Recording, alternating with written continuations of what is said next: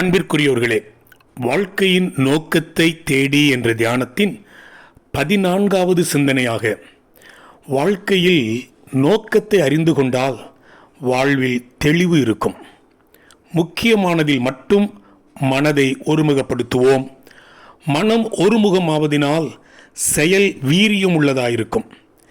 சிறிய விஷயத்துக்கெல்லாம் திசை மாறுவது மனித சுபாவம். நோக்கமில்லாமல் திசைகெட்டு அலைதல் என்பது இதுதான். இவர்களால் குழப்பம் மிகுதியாகும்.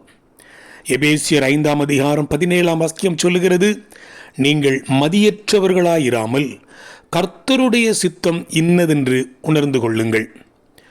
பூத கண்ணாடி மூலம் ஒருமுகப்படுத்தும் சூரிய ஒளியினால் சுழலும் பூமியை எரித்து விடலாம் என்பது தெரியுமா?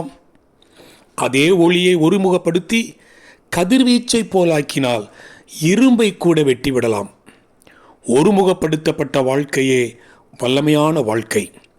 உலகில் மாற்றத்தை உண்டு பண்ண இவர்களால் மட்டுமே முடியும். பிலிப்பியர் 3ஆம் அதிகாரம் 13ஆம் 14ஆம் வாக்கியத்தில், கிறிஸ்து சகோதரரே, அதை பிடித்து கொண்டேன் என்று எண்ணுகிறதில்லை, ஒன்று செய்கிறேன், பின்னானவைகளை மறந்து முன்னானவைகளை நாடி கிறிஸ்து இயேசுவுக்குள் தேவன் அழைத்த பரம அழைப்பின் பந்தய பொருளுக்காக இலக்கை நோக்கி தொடர்கிறேன் என்று எழுதுகிறார். கிபி 1ஆம் நூற்றாண்டில் உலகத்தையே கலக்கின அப்போஸ்தலனாகிய பவுலின் சித்திரம் இதுவே.